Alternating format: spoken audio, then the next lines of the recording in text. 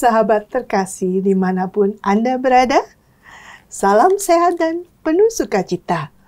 Bersyukur kita senantiasa karena begitu besar rahmat dan kasih setia Allah yang melimpah. Senang sekali saya Laurencia Fani akan menemani Anda di acara kesayangan kita, Oase Rohani Katolik edisi hari ini, Pekan Biasa ke-30. Sudah hadir bersama kita di studio Romo Antonius Haryanto Projo. Selamat datang Romo, apa kabar? Baik, sukacita dan sehat selalu. Amin, Amin. Romo. Ya, Fani, Ya. terima kasih. Baik sahabat, kita mulai saja acara kita dengan doa pembuka yang dipimpin oleh Romo. Silakan Romo. Baik, mari para sahabat Oase Rohani Katolik, kita memulai permenungan kita hari ini dengan doa terlebih dahulu. Dalam nama Bapa dan Putra dan Roh Kudus. Amin. Puji dan syukur ya Tuhan, kami haturkan untuk segala rahmat, kehidupan, sukacita yang selalu Engkau anugerahkan kepada kami, sehingga kami boleh menjalani hidup kami dengan penuh semangat. Meskipun kadangkala ada banyak tantangan, ada banyak hal yang ada di depan kami, tetapi kami bersyukur dengan segalanya kami Engkau sertai. Dengan segala tantangan yang ada, kami Engkau didik, sehingga kami menjadi lebih baik dan berkualitas. Hari ini kami akan mendengarkan sabda-sabda-Mu yang semakin memperteguh kami dan sekaligus semakin memperkuat kami untuk mengikuti Engkau, hidup di dalam Roh-Mu, hidup di dalam kebenaran dan keadilan. Kami mohon penyertaan-Mu selalu dalam langkah hidup kami, keluarga kami, dan juga untuk segala mimpi, harapan, dan cita-cita kami. Ini semua kami mohon dengan perantaraan Kristus, Tuhan dan pengantara kami. Amin. Amin. Nah, Bapa dan Putra dan Roh Kudus. Amin. Kita mulai, Ya. Romo. Antifon pembuka. Makhluk manapun takkan dapat memisahkan kita dari cinta kasih Allah yang dinyatakan dalam Kristus Yesus, Tuhan kita. Bacaan pertama diambil dari surat Rasul Paulus kepada jemaat di Efesus, bab 6 ayat 10 sampai 20. Saudara-saudara, hendaklah kalian kuat dalam Tuhan, dalam kekuatan kuasa-Nya. Kenakanlah seluruh perlengkapan senjata Allah, agar kalian dapat bertahan melawan tipu muslihat iblis. Sebab perjuangan kita bukanlah melawan manusia, melainkan melawan pemerintah dan penguasa, melawan para penghulu dunia gelap ini, melawan roh-roh jahat di udara. Sebab itu, kenakanlah seluruh perlengkapan senjata Allah, agar kalian dapat mengadakan perlawanan pada hari yang jahat itu, dan tetap berdiri sesudah menyelesaikan segala sesuatu. Jadi, berdirilah tegap, berikat pinggangkan kebenaran, berbaju sirahkan keadilan, dan kakimu berkasutkan kerelaan untuk memberitakan Injil damai sejahtera. Dalam segala keadaan, pergunakanlah perisai iman, sebab dengan perisai itu kalian akan dapat memadamkan semua panah api si jahat. Terimalah ketopong keselamatan dan pedang roh, yaitu sabda Allah, dalam segala doa dan permohonan. Berdoalah setiap waktu dalam roh, dan berjaga-jagalah dalam doamu itu dengan permohonan terus-menerus untuk segala orang kudus.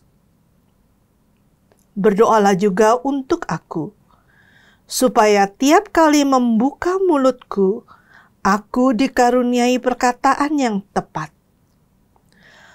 Berdoalah agar aku dengan berani mewartakan rahasia Injil yang kulayani sebagai utusan yang dipenjarakan.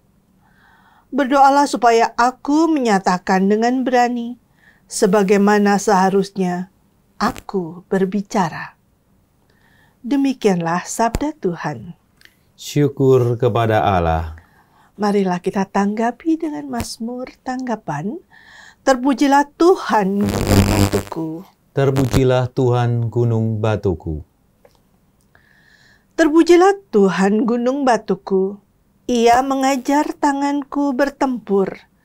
Ia melatih jari-jariku berperang. Terpujilah Tuhan gunung batuku. Ia menjadi tempat perlindungan dan kubu pertahananku, kota bentengku dan penyelamatku. Ia menjadi perisai, tempat aku berlindung. Dialah yang menundukkan bangsa-bangsa ke bawah kuasaku. Terpujilah Tuhan gunung batuku. Ya Allah, aku hendak menyanyikan lagu baru bagimu. Dengan gambus 10 tali, aku hendak bermazmur. Sebab Engkaulah yang memberikan kemenangan kepada raja-raja dan yang membebaskan Daud, hamba-Mu. Terpujilah Tuhan gunung batuku. Haleluya, haleluya, haleluya. Haleluya, haleluya, haleluya. Terberkatilah yang datang atas nama Tuhan. Terpujilah Engkau di surga. Haleluya, haleluya, haleluya. Tuhan bersamamu dan bersama rohmu. Inilah Injil suci menurut Lukas. Dimuliakanlah Tuhan. Pada waktu itu datanglah beberapa orang Farisi dan berkata kepada Yesus, "Pergilah, tinggallah tempat ini, karena Herodes hendak membunuh engkau." "Pergilah, tinggalkanlah tempat ini, karena Herodes hendak membunuh engkau." Jawab Yesus kepada mereka, "Pergilah dan katakanlah kepada si serigala itu, aku mengusir setan dan menyembuhkan orang pada hari ini dan esok, dan pada hari yang ketiga aku akan selesai. Tetapi hari ini dan esok dan lusa aku harus meneruskan perjalananku, sebab tidaklah semestinya seorang nabi dibunuh di luar Yerusalem. Yerusalem, Yerusalem, engkau membunuh nabi-nabi dan merajam orang-orang yang diutus kepadamu. Berkali-kali aku rindu mengumpulkan anak-anakmu, sama seperti induk ayam mengumpulkan anak-anaknya di bawah sayap. Tetapi kalian tidak mau. Sungguh, rumahmu ini akan ditinggalkan dan menjadi sunyi. Tetapi aku berkata kepadamu, kalian tidak akan melihat aku lagi, hingga pada saat kalian berkata, terberkatilah dia yang datang atas nama Tuhan." Demikianlah Injil Tuhan. Terpujilah Kristus. Sahabat Oase Rohani Katolik yang dikasihi Tuhan, telah kita simak bersama firman Tuhan. Sekarang marilah kita menyimak permenungan yang akan disampaikan oleh Romo Hari. Silakan Romo. Baik, ya. Bu Fani dan para sahabat Oase Rohani Katolik, bacaan-bacaan hari ini menarik banget ya. Kita diajak untuk melihat kehidupan kita. Orang seringkali kalau sudah masuk gereja Katolik dengan lagu-lagu yang luar biasa, Gregorian dan sebagainya, seperti surgawi, hidup rasanya damai dan tenang. Padahal kalau kita lihat realita kehidupan kita itu enggak damai-damai saja, enggak tenang-tenang saja gitu kan ya. Tidak baik-baik saja. Tidak baik-baik saja gitu kan ya. Ada berbagai hal yang seringkali kita alami gitu kan ya. Kalau Paulus dalam suratnya tadi kepada jemaat di Efesus mengingatkan kita bahwa kita itu ada pertempuran rohani yang harus kita menangkan gitu kan ya. Karena di dalam kehidupan kita kan kita mengalami berbagai tantangan yang kalau digambarkan seperti menjadi peperangan yang terjadi di dalam kehidupan kita. Yang pertama pasti dengan diri sendiri, karena seringkali kita mengatakan musuh terbesar adalah diri sendiri gitu kan ya. Bagaimana kita menjalani hidup, apakah kita bisa mampu mengalahkan, memanage diri kita, gitu kan ya. Kalau kita melihat dalam hidup kita, dalam diri kita sudah menjauhi 7 dosa pokok atau belum, gitu kan ya. Kalau kita bicara soal kesombongan, soal kemudian iri, soal kedengkian, soal kemudian kemurkaan, soal percabulan, kerakusan, kelambanan, atau juga soal kejemuan, gitu kan ya, ketamakan. Nah, kita sudah memenangkan itu atau belum, gitu kan ya. Ini kan persoalan diri, gitu kan ya, di dalam diri. Belum ketika keluar dari diri kita ada persoalan tantangan lagi, gitu kan ya, dengan sesama keluarga sekitar kita, gitu kan, relasi hidup kita, apakah ada permusuhan antara satu sama lain, dengan pasangan ada miskomunikasi enggak, ada persoalan komunikasi enggak, dengan tetangga, dengan teman-teman, dengan grup menunggu anak sekolah. Kalau nggak hati-hati, anaknya yang bermasalah, orang tuanya yang ngabek-ngabekan, gitu kan ya. Anaknya kadang-kala kan ada kondisi anaknya berantem mungkin karena rebutan mainan, terus mereka nangis. Orang tuanya terlibat, jengkel, nggak terima. Anaknya udah baikan. Udah baikan. Anaknya sudah baikan, orang tuanya masih membawa rasa marahnya. Dibawa-bawa, cerita ke sana kemari ya. Itu kan ada masalah, gitu kan ya. Tadi dari diri dengan sesama, belum luas lagi masyarakat kita, lingkungan kita. Kalau kita bicara di Indonesia, gitu kan ya, masih ada soal pengangguran. Nah, ada angkanya kalau 2024 ini ada 7 jutaan sekian orang masih nganggur. Kita bicara soal gizi buruk, stunting, masih ada persoalan. Kita soal buta huruf, masih ada. Lengkap ya, Romo. Lengkap. Pengangguran banyak, gitu kan ya. Bahkan di data itu 12% orang yang lulus kuliah itu nganggur loh, bayangin. Bayangkan, sekolah untuk nganggur. Enggak. Kita kan pengen sekolah untuk bekerja. Tetapi kalau realita yang terjadi seperti itu, ini kan masalah tantangan kita. Berarti kita masih ada banyak hal dalam hidup kita bersama yang harus kita upayakan dalam peperangan hidup ini. Awalnya adalah dari diri peperangan rohani, bagaimana kita diingatkan hidup di dalam Kristus, memenangkan kehidupan rohani yang baik itu seperti apa. Maka bagaimana memegang kebenaran itu menjadi penting. Hidup kita sudah benar atau belum. Hidup di dalam roh, kehidupan rohani, dalam roh, gitu kan ya. Hidup dalam roh itu kan bagaimana ada sukacita di situ, ada cinta kasih di situ, ada belas kasih, ada memaafkan. Sudah dihidupi atau belum? Itu kan ya. Nah, kalau kita mau menangkan kehidupan rohani kita, ya berani mengutamakan itu. Mari kita bertempur seperti kita itu mau mengisi perut kita, gitu kan. Wah, kita kan semangat kalau isi perut kita itu kosong, terus kita mau makan, kan semangat ya. Kita kan semangat itu. Maka memenangkan pertempuran itu kita harus semangat juga. Di dalam kehidupan rohani kita bisa cek dari diri kita tadi ya. Kita sudah melawan 7 dosa pokok atau belum, sehingga menghidupi semangat hidup rohani tadi ya. Atau kemudian juga di lingkungan sekitar kita sudah kita menangkan atau belum untuk membangun relasi persaudaraan yang baik. Dan kemudian juga tantangan lebih luas tadi di masyarakat, kita sudah ambil bagian atau belum. Maka bacaan pertama menjadi berbunyi banget itu ajakan Paulus gitu ya. Paulus kepada jemaat di Efesus menjadi bunyi banget gitu kan ya. Romo, jadi boleh dibilang kalau kita belum ini, kalau kita keluar ya, kalau kita belum menguasai ini ya Romo ya, diri kita sendiri, kita mau keluar juga pasti berantakan masih, gitu bukan? Betul banget, iya. Nah, maka sebagai seorang Kristiani kan selalu diajak untuk berproses atau latihan rohani, hidup rohani, gitu kan ya.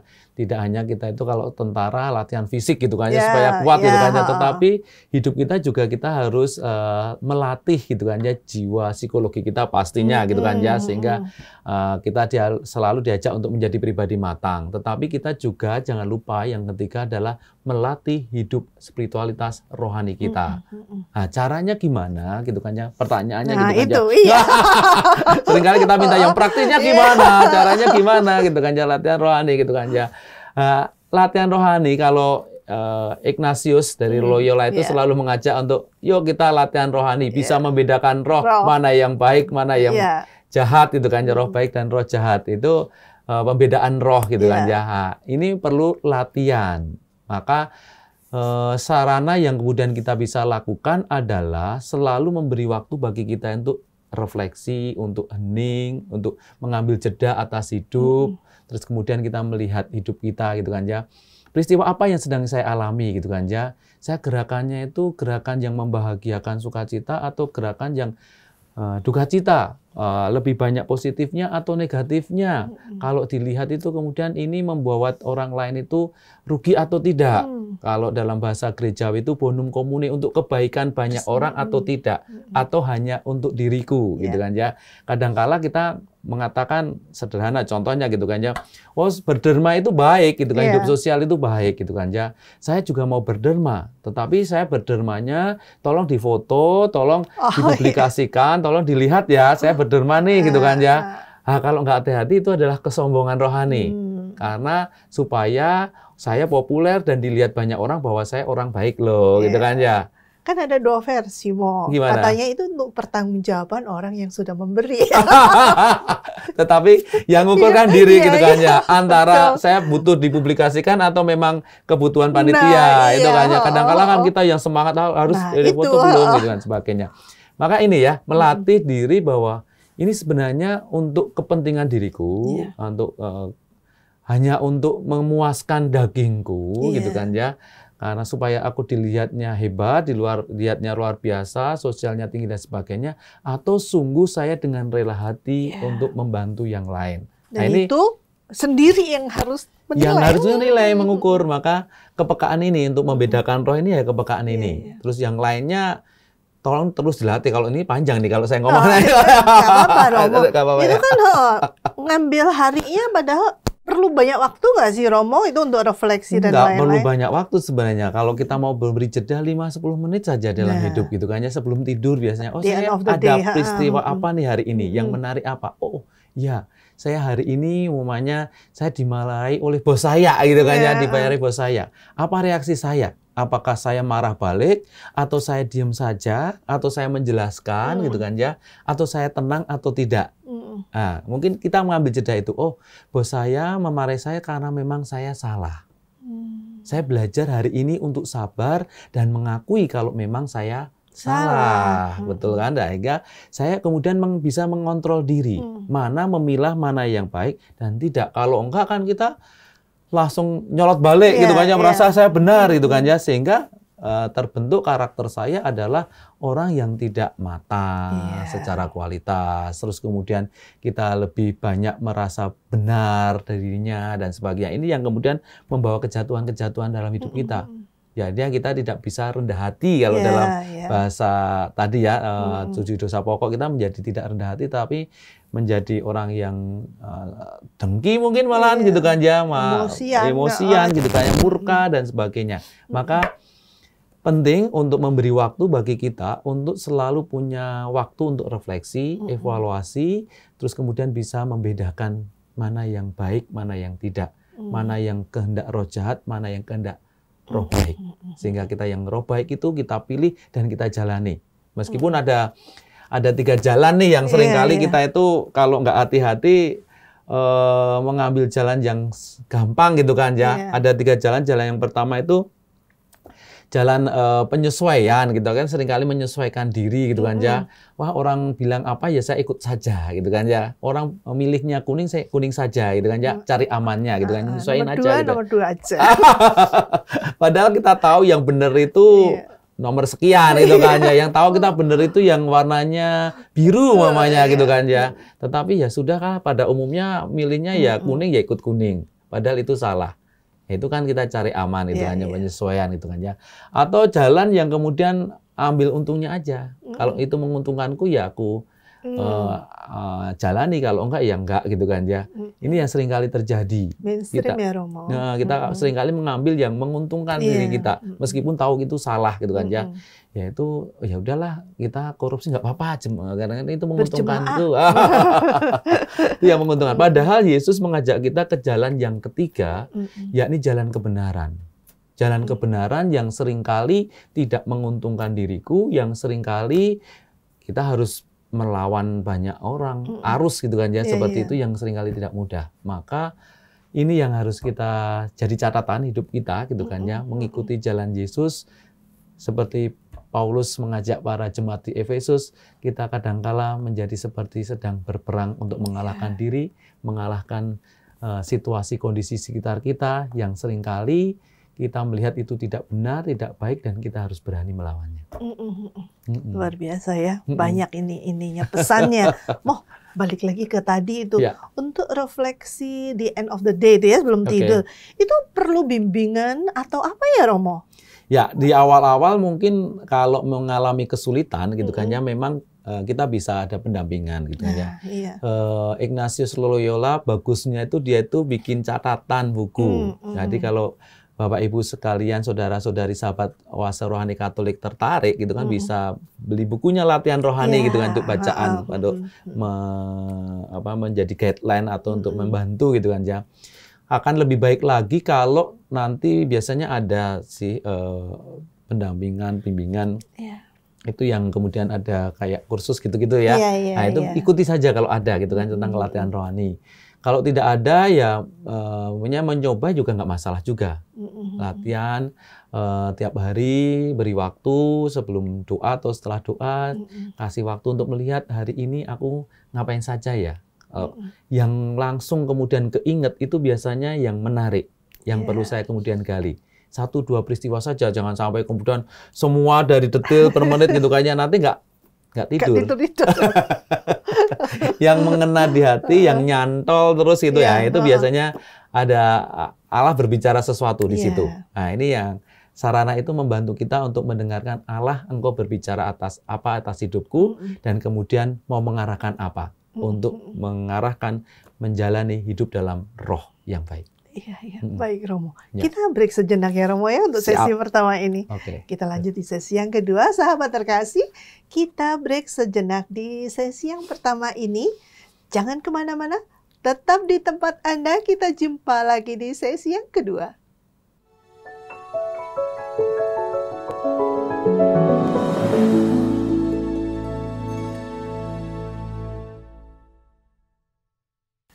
Jumpa lagi di sesi yang kedua, Oase Rohani Katolik edisi hari ini, Pekan Biasa ke-30. Terima kasih untuk kesetiaan Anda masih bersama kami, Romo Hari dan saya Fani. Pada edisi hari ini, sebelum melanjutkan pembicaraan dan permenungan kita, bagi Anda yang ingin bertanya atau mengajukan pendapat, bisa mengirimkan tulisan Anda ke orkkaj2021@gmail.com atau nomor telepon WhatsApp 0881 0251 334 38. Baik Romo, kita lanjut ya. Siap. Ya, keseruan permenungan dari Romo tadi bagus sekali, mengenai refleksi dan mawas diri, sehingga untuk adanya perbaikan diri lebih lanjut ya Romo. Betul. Ya, sebelum kita melangkah berkarya untuk sesama dan dunia, begitu ya Romo. Betul. Melalui Ignatian, jalan Ignatian tadi ya Romo ya. Nah, sekarang kita lanjut Romo tentang Injil ya Romo. Mari Romo, silakan. Baik, sahabat Oase Rohani Katolik, di Injil ini relate, nyambung sekali gitu kan ya dengan bacaan pertama. Kalau Paulus mengingatkan untuk membangun kehidupan dalam roh gitu kan ya, untuk membela kebenaran, keadilan, dan kemudian jalan yang dipilih adalah jalan kebenaran tadi, yang kadangkala jalan kebenaran itu tidak dipilih oleh banyak orang gitu kan ya. Kadangkala kita harus melawan arus, dan kadangkala juga tidak menguntungkan gitu kan ya. Nah ini yang diambil oleh Yesus nih. Hari ini dalam Injil Lukas diingatkan kepada kita bahwa Tuhan kita itu mengambil jalan kebenaran yang tidak menguntungkan gitu kan ya, tidak populer, tidak diambil oleh banyak orang dan melawan banyak arus gitu kan, sampai orang Farisi mengingatkan gitu kan ya, pergilah dari Yerusalem ini karena Herodes sudah mau akan membunuhmu gitu kan ya, karena menjadi ancaman bagi Herodes gitu kan. Yesus mewartakan berita kebenaran, berita sukacita yang membuat gelisah nih Herodes gitu kan ya, bahwa ada orang yang kemudian menunjukkan yang benar dan baik itu seperti apa kehidupan ini. Ini yang kemudian memberi ancaman kepada Yesus untuk dibunuh gitu kan. Tetapi bagaimana sikap Yesus tetap kemudian teguh pada kebenaran itu. Maka jalan ketiga tadi yang diambil oleh Yesus adalah jalan kebenaran. Meskipun ada banyak ancaman gitu kan, meskipun dia akan dibunuh, meskipun dia kemudian dikritik gitu kan dia oleh orang Farisi dan mungkin juga ahli Taurat dan sebagainya, dan kemudian dia diminta untuk meninggalkan Yerusalem, tetapi dia tetap teguh pada kebenaran karena kebenaran itu perlu diperjuangkan. Ya. Tetap fokus ya Romo. Betul sekali, ya. Apa misi kita hidup ini? Ini selalu jadi update ya untuk kita di saat ini di dunia gitu kan ya. Kalau kita bicara soal kemudian memperjuangkan kebenaran, saya selalu diingatkan gitu kan, dulu di mendiang Gus Dur ataupun Paus Fransiskus selalu mengingatkan gitu kan ya. Kalau terjadi peperangan dalam arti kemudian seringkali dikambing hitamkan atas nama agama gitu kan ya, peperangan karena membela agama gitu kan ya. Mereka mengingatkan, beliau mengingatkan bahwa jangan bela Tuhan. Tuhan itu sudah maha besar gitu kan ya. Tetapi belalah kemanusiaan. Karena kemanusiaan itu yang membutuhkan uluran tangan kita. Yang seperti saya ungkapkan tadi, kita harus membela kemanusiaan, masih ada banyak PR loh di sekitar kita itu gitu kan ya. PR soal kemiskinan, PR soal lapangan pekerjaan banyak pengangguran, PR soal bayi yang masih banyak yang stunting. Bisa dibayangkan kalau stunting nanti masa depan bangsa ini gimana gitu kan ya. Angka usia mereka pendek, kalaupun mereka hidup kemudian tidak bisa hidup dengan baik karena secara SDM juga kualitasnya menjadi rendah gitu karena kurang gizi sejak dini gitu kan ya. Atau PR-PR yang kecil-kecil di sekitar kita gitu kan ya, relasi antara anak dan orang tua yang seringkali masih jadi masalah, angka perceraian kayak gitu-gitu kan. Ini kan menjadi problem nyata dan dekat harusnya, gitu kan ya. Itu yang harus kita bela, yang harus kita bahas untuk menjadi peperangan bagi kita gitu kan ya. Bukan kita mengangkat senjata untuk membela Tuhan gitu kan ya.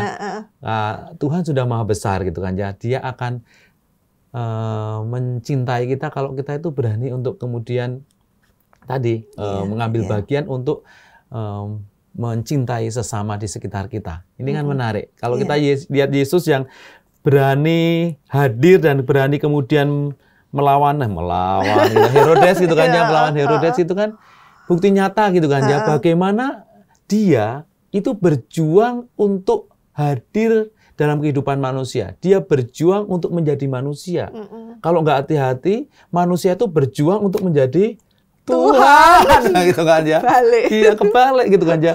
Dia hadir berjuang untuk bisa kemudian menyelamatkan manusia, hadir menjadi manusia. Maka manusia tolong dong sadar diri bahwa kita itu manusia, hadir pula untuk manusia yang lain, hadir pula untuk tahu Tuhan mengarahkan hidup kita bagaimana.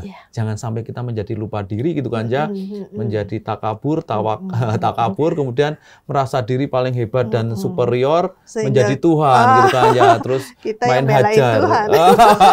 Gitu loh. Iya, Yesus pun sudah memberi contoh ya. Romo di bacaan Injil Lukas ini bahwa tidak peduli mau Herodes gimana, Yesus meneruskan perjalanan gitu kan ya. Dan bahkan diteguhkan oleh Yesus sendiri gitu kan ya, bagaimana dia hadir untuk selalu mengingatkan manusia bahwa manusia itu ada baik, tetapi seringkali lupa diri karena seperti menjadi pengen cita-cita menjadi Tuhan tadi, lalu lupa diri gitu kan ya. Itu kan jadi lupa diri. Sehingga merasa paling benar, paling suci di dunia, sehingga menghakimi yang lain dan sebagainya. Tetapi mengingat kita bahwa Tuhan itu sudah mengirimkan banyak nabi loh gitu kan ya.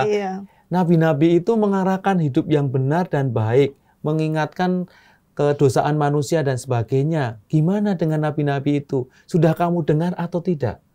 Atau malah kamu bunuh loh ya, gitu kan ya. Nah, maka Yesus mau menegaskan bahwa ia hadir untuk mengingatkan kita semua. Ia telah mengirimkan banyak nabi, tetapi masih juga tidak paham, tidak kemudian didengar, maka ia hadir sendiri untuk mengingatkan kita semua. Tetap juga kan disalib. Nah itu makanya sekarang kita harus ingat itu gitu kan ya. Ingat itu di saat ini gitu kan ya. Jadi Yerusalem yang sebenarnya di sini itu kan kondisi kita atau kondisi nanti ya Romo ya? Ya kita bisa ciptakan gitu kan ya. Kita berharap bersama gitu kan ya, punya visi bahwa Yerusalem nanti dalam kehidupan yang damai, sejahtera gitu kan ya. Tetapi kita bisa mulai dari saat ini gitu kan ya. Kita kan seringkali bisa menciptakan itu gitu kan ya, menciptakan itu di dunia ini. Maka kita bangunlah, kita rintis Yerusalem itu mulai dari sekarang gitu kan ya. Mulai ngicip-icip gitu kan ya, itu ya harus kita bangun itu kayak ya, meskipun kita itu dari banyak ragam gitu kan ya, seperti dibayangkan ada macan, ada kancil, ada kambing gitu kan, kalau semuanya bisa saling berdampingan kan luar biasa gitu kan ya, itu yang diharapkan. Dan tentunya kita dengan dipandu oleh Roh Kudus, dipandu oleh Tuhan sendiri, kita mampu untuk melakukan itu. Tinggal kita itu tuli atau enggak, kita buta atau enggak gitu kan ya. Kita mau mendengar atau tidak, kita mau membuka mata atau tidak gitu kan ya. Maka mengasah terus kehidupan rohani kita itu menjadi lebih penting. Penting untuk mengasah itu. Nggak cuma sekali-sekali loh itu mengasah ya Romo ya, tiap hari. Kita asah sehingga mempengaruhi pikiran kita, akhirnya mempengaruhi tindakan kita. Ya. Jadi jangan lupakan kita mulai dari hati, asah, budi dan juga spiritualitas rohani kita, terus kemudian mulai mempengaruhi pola pikir kita dan kemudian mulai bertindak gitu kan ya. Itu. Iya Romo. Dan bersyukur ya Romo. Saya pernah ada satu saat dengan seorang ibu ya di kampung begitu ya. Cuman menyediakan sesuatu buat kita gitu ya, terus seruputan kopi, teh gitu. Ada kalimat sederhana seperti ini. Kita sedang menikmati surga dunia. Wah, luar biasa sampai. Nah, sejak itu sampai setiap kali bersyukur saya menempatkan kalimat itu di pikiran saya. Benar, surga dunia itu nggak usah muluk-muluk, nggak neko-neko gitu kan ya. Ini dari seruputan teh saja sudah. Itu. Oh my God. Saya jadi ingat juga ya bahwa surga itu sebenarnya sederhana dengan aktivitas sederhana, tetapi berdampak kedamaian, kerukunan, menikmati teh bersama. Seperti puisinya Sapardi Djoko Darmono itu juga cinta sederhana ya. Aku ingin mencintaimu dengan sederhana, dengan api yang tak sempat, jadikan kayu menjadi abu yang menjadikannya tiada. Kurang lebih seperti itu ya, atau salah ya? Saya jadi ragu-ragu. Tapi kurang lebih makna puisi ini menjadi dalam banget. Bagaimana kayu itu kemudian mau menjadi abu, mau dibakar, tetapi memberi kehangatan. Meskipun dia berkorban akhirnya menjadi abu gitu kan ya. Hidup kita itu menjadi sederhana kalau kita itu ada semangat itu. Saya berani mengorbankan diri saya meskipun harus menderita, meskipun tadi seperti kayu yang dibakar tadi, tapi memberi kehangatan, memberi ke Yerusalem gitu kan ya, memberi kehangatan sehingga menyelamatkan, bisa jadi orang kedinginan, bisa jadi orang mengalami sakit. Dengan pengorbanan itu menjadi disembuhkan, terselamatkan. Itu kan indah banget gitu kan ya. Yesus itu juga semangatnya berkorban. Dia menunjukkan cinta, pengorbanan. Dia tidak mundur satu langkah pun dari Herodes karena ingin membangun Yerusalem. Yang benar, yang baik harus diperjuangkan. Kalau itu memang benar, baik, perjuangkan. Karena itu akan menjadi langkah untuk mewujudkan Yerusalem. Iya. Amin. Semoga kita dimampukan ya Romo ya. Amin. Nggak usah muluk-muluk, mulai dari hal yang kecil. Kalau Mother Teresa mengatakan dengan cinta yang besar. Luar biasa, Hal-hal kecil dengan cinta yang luar biasa, yang besar. Baik Romo. Romo ada satu closing statement buat kita semua Romo. Baik, sahabat Oase Rohani Katolik, semoga Anda semuanya tetap bersemangat menjalani hidup Ini yang tentunya menjadi pegangan hidup kita karena kita selalu disertai oleh Tuhan. Kita selalu disertai oleh Roh Kudus di dalam kehidupan kita. Maka mari kita jalani hidup ini berjalan sesuai dengan apa yang dikehendaki oleh Tuhan dengan mengasah kehidupan rohani. Paulus mengingatkan kita untuk membawa hidup kita dalam peperangan rohani gitu kan ya, berani mengalahkan keegoan diri kita, berani kemudian melihat sekitar kita. Ada 3 kata kunci yang ingin saya ajak, yakni dengan melihat. Ada banyak hal yang bisa kita lihat di sekitar kita, tapi lihatlah sesuatu yang membuat engkau mungkin tergerak, prihatin dan sebagainya. Itu menjadi PR bagi kita.